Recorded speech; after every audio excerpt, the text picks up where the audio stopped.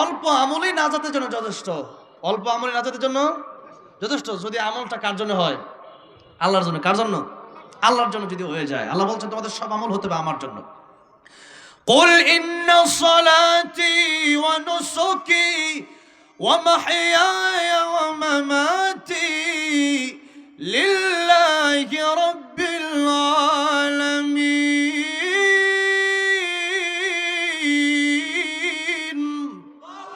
আল্লাহ বলেছেন নবী আপনি বলুন আমার নামাজ, আমার কোরবানি, আমার জীবন, আমার মানুষ সবই আল্লাহর জন্য। কারণ আল্লাহ সৃষ্টি না করলে তো জন্মই হইতাম না, ঠিক না? আল্লাহ সৃষ্টি না করলে তখন বসেই থাকতে পারতাম না। আর আল্লাহ যদি রুহু নিয়ে যান, তাহলে কেউ বাঁচায় রাখতে পারে এমন কোনো ক্ষমতা পৃথিবীতে আছে? নাই। তাহলে আমাদের সমস্ত কাজ হবে কার জন্য? আর নবী যে আরেক হাদিস শরীফে বলেছেন ইন্নামাল আমালু বিন্নিয়াত, তোমাদের সমস্ত কাজের প্রতিদান দেওয়া হবে তোমাদের নিয়তের উপরে। তোমাদের নিয়ত যদি ভালো না থাকে, আজ তুমি যদি অনেক বেশি ইবাদত করো, ওই ইবাদতে জান্নাতে যাওয়া যাবে? অনেক বড় শহীদও জান্নাতে যেতে পারবে না যদি তার নিয়ত ঠিক না থাকে। তাহলে এখানে বসলে নিয়ত ঠিক করে বসার দরকার আছে না? নিয়ত হবে কার জন্যে? আল্লাহরে খুশি করার জন্য, আল্লাহর রহমত পাওয়ার জন্য, গুনাহ মাফের আশায় আমরা বসবো। এখানে এমন যেন কোনো নিয়ত না থাকে যে পার্থিব জীবনের কোনো লাভ আর দুনিয়ার জাগতিক কোনো আমরা উপকারের জন্য এখানে বসবো না। তবে আখিরাতের লাভ যারা চায়, আল্লাহকে যারা চায়, দুনিয়া তাদের পায়ের নিচে চলে আসে। আল্লাহু আকবার। মাল্লাহুল মাওলা ফলাহুল কুল। আল্লাহকে যে ভালোবাসলো, আল্লাহকে যে পেয়ে গেল, সারা দুনিয়া তার জন্য হয়ে গেল। আল্লাহু আকবার। সারা দুনিয়া তার জন্য হয়ে গেল। এই জন্য আমরা আল্লাহর পাগল। ওই খাওয়া দাওয়া চিন্তা আমরা করি না, দুনিয়ার চিন্তা আমরা করি না। দুনিয়া আঙ্গুর পিছনে পিছনে ঘুরে, দুনিয়া আমাদের পিছনে পিছনে। এই যে দুনিয়াতে খাবার আমরা খাইতে শেষ করতে পারি না। কত খামু, কত যতই খাই, না খাইলে মানুষ রাগ করে। না খাইলে মানুষ কি করে? রাগ করে। দেখবেন হুজুরের দাওয়াত শুক্রবার দেখবেন 5টা, সেক্রেটারির দাওয়াত একটা, সভাপতি কয় আমার দাওয়াত, সভাপতি কয় আমার দাওয়াত, কে শেয়ার কয় আমার দাওয়াত, সাধারণ মুসল্লি কয় আমার দাওয়াত। হুজুর কয় আমি কোন বিপদে পড়ছি? মানুষ না খায় কষ্ট করে, আর আমি হুজুর হয়ে আমার খাইতে আমার কষ্ট করা লাগে। দেখা গেছে এক দাওয়াত খেয়ে আরেক দাওয়াত খাওয়া যায়। তো এক দাওয়াত খাইতে গেছে যে সভাপতি সাহেব হুজুর কমায় খান, খেলে বেশি করে খান। না ভাই দিয়ে না কি লিখে দাওয়াত কিন্তু আরো কয়েকটা আছে। সর্বশেষে দিনে গেছে তো খাইতেই পারে না। দেখ ভাই আমার তো না খায়া কষ্ট করলে ভালো ছিল, খায়া কষ্ট করতে আরো বড় কষ্ট। যখন ঠিক না ঠিক, বেশি খায়া দেখেন খালি দেখবেন আরো কষ্ট। বেশি খাও আনন্দের না, এটা কষ্টের।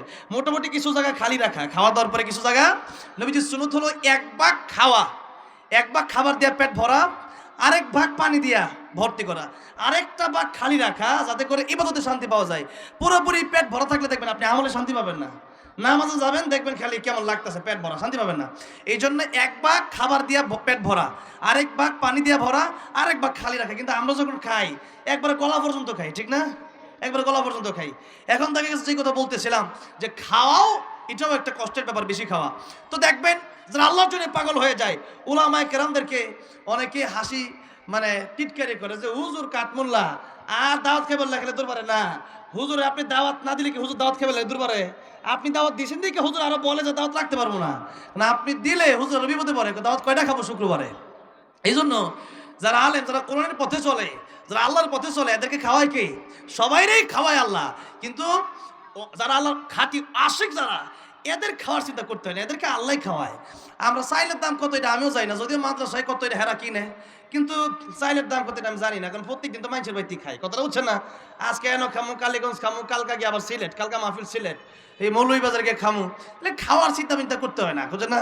আবার যাওয়ার সময় আবার হাদিয়াও দেওয়া দেয়, তা খাওয়ান টান বাদ দেওয়া হাদিয়া আছে, বুঝছেন না? তাইলে মনে করেন যে আমি করবো আল্লাহর কাম, খামো কি খাবো না এটা দুনিয়ার থেকে ফয়সালা হবে না। অফিস সামা ইরিস হুকুম তো আদুন, খাবো কি খাবো না, কোন দিন আলু ভর্তা খামো, কোন দিন ডাল খামো, কোন দিন ইলিশ খামো, কোন দিন পাঙ্গাস খামো, এগুলোর ব্যবস্থা হবে কোন জায়গা থেকে? আসমান থেকে। করবেন কে? আল্লাহ। মাল্লাহুল মাওলা ফলাহুল কুল। আমরা যদি আল্লাহর জন্য পাগল হতে পারি, তাহলে দুনিয়া আমাদের জন্য অটোমেটিকলি পিছনে পিছনে ঘুরবে। আর আল্লাহর জন্য যদি পাগল না হতে পারি, তাহলে দেখবেন দুনিয়াও ক্ষতিগ্রস্ত, আখিরাতও ক্ষতিগ্রস্ত হয়ে যাবে। সেই জন্য পাগল হতে হবে কার? ভাইয়েরা বাবাজিরা, সেই জন্য আল্লাহর প্রেমে পাগল হন। এখানে বসছেন তো বসতে হবে, নিয়তটাই থাকবে আমার আল্লাহ যেন আমার প্রতি খুশি হয়ে যায়। এখানে বসছেন তো নিয়ত থাকবে আমার আল্লাহর রহমত যেন আমার উপর বর্ষিত হয়ে যায়। এখানে বসছেন তো নিয়ত থাকবে আমার আল্লাহ যেন আমার গুনাহ মাফ করে দেয়। সকলে বলেন আমিন। আর নিয়ত ঠিক না থাকলে বিপদটা কি? আল্লাহর নবী বলেন, কিয়ামতের কঠিন ময়দানে বিচার যখন শুরু হয়ে যাবে, শহীদকে আল্লাহ রাব্বুল আলামিন ডাকবেন। এমন শহীদকে আল্লাহ ডাকবেন শহীদকে ডেকে বলবেন, শহীদ তুমি আমার দিনের জন্য কি করেছিলে? শহীদ বলবে, তোমার দিনের জন্য আমি জীবনটাই বিলিয়ে দিয়েছিলাম। আল্লাহ রাব্বুল আলামিন বলবেন, তুমি মিথ্যে বলছো, তুমি আমার দিনের জন্য শহীদ হও নাই, তুমি শহীদ হয়েছিলাম দুনিয়ার মানুষ যেন তোমার বাহবা দেয়, দুনিয়ার মানুষ যেন তোমার শহীদ বলে, দুনিয়ার মানুষ তোমাকে দুনিয়াতে শহীদ বলেছে। হ্যাঁ, যদি নিয়ত থাকে আমি শহীদ হব আল্লাহর জন্যে, জীবনটা বিলাই দেব আল্লাহর জন্যে, এমন শহীদদের ব্যাপারে ঘোষণা এসেছে, শহীদ হতে দেরি হয়, জান্নাতের ভিতরে যেতে তার দেরি হয় না। আল্লাহু আকবার। শহীদ যখন শহীদ হয়ে যায়, আল্লাহর জন্য জীবন দিয়ে দেয়, তখন তার রুহটাকে আল্লাহ একটা সবুজ পাখির ভিতরে ভরে দেয়। এরপরে ওই সবুজ পাখিটা জান্নাতে উড়তে থাকে, ঘুরতে থাকে, যা মন চায় খেতে থাকে। আল্লাহ জিজ্ঞাসা করে, শহীদ তুমি কি, তোমার কি কোনো চাওয়ার কিছু আছে? শহীদ ডেকে বলে, আল্লাহ আর কিচ্ছু চাওয়ার নাই।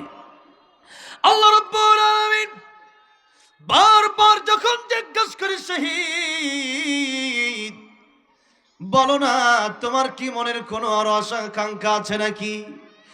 এমনি শহীদ ডেকে বলে, আল্লাহ আমার জান্নাতে আসার পরে আর কোনো আশা নাই, কিন্তু আমার মনে চাই দুনিয়াতে যেন আমি আবার যেতে পারি।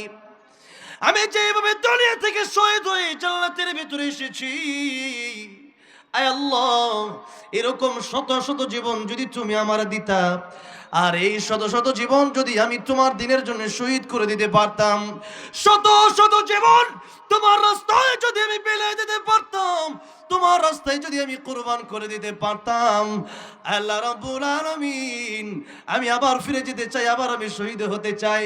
তখন আল্লাহ ডেকে বলেন, শহীদ রে আর কষ্ট করতে হবে না, জীবনটা আমি আল্লাহর জন্য একটা বার চেয়েছিলাম, আমি আল্লাহর জন্য একটা বার যেহেতু জীবনটা দিয়ে দিয়েছো, আর কোনোদিন তোমাদের মরণ হবে না, এই জান্নাতে অনন্তকালের জন্য তোমাদেরকে আমি আল্লাহ প্রবেশ করাই দিলাম, অনন্তকালের জন্য তোমাদেরকে আমি আল্লাহ নিয়ামত দিলাম।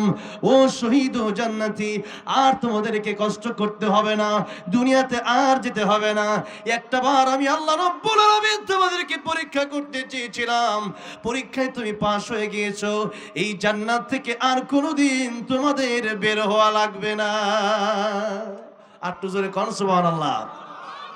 যদি প্রকৃত শহীদ হওয়া যায়, কিন্তু শহীদের মনেও যদি নিয়ত ভেজাল থাকে, ওই শহীদকে আল্লাহ জান্নাত দিবে না। দেখেন আল্লাহর নবী বলেন, নিয়তে যদি ভেজাল থাকে, ওই শহীদকে আল্লাহ রাব্বুল আলামিন ডাকার পরে বলবেন, শহীদেরে তুমি আমার দিনের জন্য শহীদ হতে পারো নাই, আজকের কিয়ামতের কঠিন ময়দানে আমি আল্লাহ রাব্বুল আলামিন তোমারে কোনো পুরস্কার দেব না, আমি আল্লাহ রাব্বুল আলামিন তোমারে কোনো জাযা দেব না, তোমারে কোনো প্রতিদান দেব না। ও ফেরেশতা তাকে জাহান্নামের দিকে টেনে নিয়ে যাও, যেরকম নাউজুবিল্লাহ। শহীদ হওয়ার পরও জাহান্নামে যেতে হবে। আল্লাহ রাব্বুল আলামিন আলেমকে ডাকবেন, ও আলেম, ও শাইখুল হাদিস, ও বক্তা, ও মুফাসসির মুহাদ্দিস আমার কাছে আসো, বলো না দুনিয়াতে আমার জন্য কি করেছিলা? আলেম রেখে বলবে, প্রভু দুনিয়াতে তোমার দিনের জন্য আমি শহীদ হয়ে গিয়েছিলাম, তোমার দিনের জন্য ইলম শিখেছিলাম, তোমার দিনের জন্য আমি কোরআন শিখেছিলাম। আয় আল্লাহ আজকের কিয়ামতের কঠিন ময়দানে কি তা কবুল হবে না? আল্লাহ বলবেন, না কবুল হবে না। ও আলেম, তুমি আলেম হয়েছিলা, মানুষ তোমারে বড় বক্তা বলবে, মানুষ তোমাকে বড় কারি বলবে, মানুষ তোমারে বড় শাইখুল হাদিস বলবে, মানুষ তোমারে বড় খতিব বলবে, মানুষ তোমারে বড় ইমাম বলবে, মানুষ তোমারে বড় মুফাসসির বলবে, মানুষ তোমারে বড় মুহাদ্দিস বলবে। ও আলেম, আজকের কিয়ামতের কঠিন ময়দানে তোমার সেই দুনিয়াতেই তুমি তা পেয়ে গেছো। এই ওয়াজ যখন করি তখন নিজেদের জন্য এই ওয়াজ, ঠিক না? নিজেদের জন্য ওয়াজ। তখন আলেমকে ডেকে বলবে, তোমার দুনিয়াতে তোমার মানুষ বড় শাইখুল হাদিস বলে ডাকতো, বড় হুজুর বলে ডাকতো, বড় মুফতি বলে ডাকতো, বড় মুহাদ্দিস বলে ডাকতো। আজকের কিয়ামতের কঠিন ময়দানে সেই দুনিয়াতে যেহেতু তোমার নিয়তটাই ছিল দুনিয়ার উদ্দেশ্য, মানুষ তোমাকে বড় আলেম বলবে, এটা ছিল তোমার উদ্দেশ্য। আজকের কঠিন কিয়ামতের কঠিন ময়দানে আমি আল্লাহ রাব্বুল আলামিন তোমার তোমার কোনো পুরস্কার দেব না, তোমার কোনো যাজা দেব না, তোমার উত্তম কোনো প্রতিদান দেওয়া হবে না। ফেরেশতারে তাকে জাহান্নামের দিকে টেনে টেনে নিয়ে যাও। এরপরে আল্লাহ রাব্বুল আমিন দানবীরকে ডাকবেন, দানবীরকে ডেকে বলা হবে, দানবীর তুমি আমার জন্য কি করেছিলা? দানবীর বলবে, আল্লাহ রাব্বুল আলামিন তোমার দ্বীনের জন্য আমি আমার সম্পত্তিগুলো দান করে দিয়েছিলাম।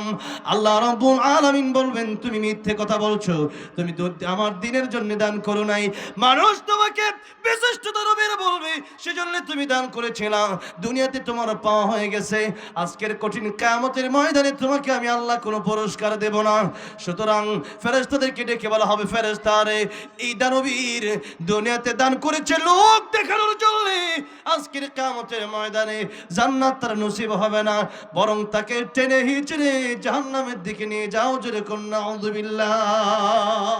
তাহলে বড় শহীদ হওয়ার পরেও জান্নাতে যাওয়া যাবে না, বড় আলেম হয়েও জান্নাতে যাওয়া যাবে না, বড় দানবীর হয়েও জান্নাতে যাওয়া যাবে না। কেন? নিয়ত ভেজাল। ইন্নামাল আমালু বিন নিয়াত। নিয়ত যদি ভেজাল থাকে জান্নাতে যাওয়া যাবে? যাওয়া যাবে না। তাই বলছিলাম, অল্প আমল নাজাতের জন্য কি হয়ে যাবে? যথেষ্ট হয়ে যাবে। সেই অল্প আমলটা যদি কার জন্য হয়? কার খুশির জন্য হয়? আল্লাহর খুশির জন্য হয়। আমার ভাইরা বাবাজিরা, নবী বলেন দুনিয়াতে একজন আলেমকে সাধারণ একজন মানুষ এক গ্লাস পানি পান করিয়েছে, এমন মানুষকেও আল্লাহ বেছে বেছে কিয়ামতের ময়দানে জান্নাতের মেহমান বানিয়ে দিবেন। যেরকম সুবহানাল্লাহ। একজন আলেমকে এক গ্লাস পানি খাওয়ানো, এটা কি অনেক বেশি কষ্টের ব্যাপার? একটু পানিটা আপনি আপনার কল থেকে এনে দিলেন, এতটুকু আলেমকে, এতটুকু আল্লাহর একজন ওলিকে মুহাব্বত করার কারণে আল্লাহ রাব্বুল আলামিন কিয়ামতের দিনে এতটুকু আমলকে পছন্দ করে আল্লাহ বলবেন, যা রে বান্দা, তোর সেই দুনিয়াতে এক গ্লাস পানিটা পান করানো ছিল আমি আল্লাহর সন্তুষ্টির জন্য, দুনিয়ার কোনো মানুষকে দেখানোর জন্য না। ওই এক গ্লাস পানি পান করানোকে ওসিলা বানাইয়া আজকের কিয়ামতের ময়দানে তোকে আলেমদের সাথে জান্নাতে দিয়ে দিলাম। সেই জন্য ছোট্ট কাজ হোক না কেন, আমার মনে নিয়ত থাকতে হবে আমার আল্লাহর জন্য। কার জন্য? আল্লাহর জন্য সমস্ত কাজ করতে হবে। ভাইরা আমার, বাবাজিরা আমার, লম্বা আলোচনা নয়, তাই সংক্ষিপ্ত আলোচনা করব। মূল আলোচনাটা হচ্ছে এই মাদ্রাসা সম্পর্কে এবং কোরআন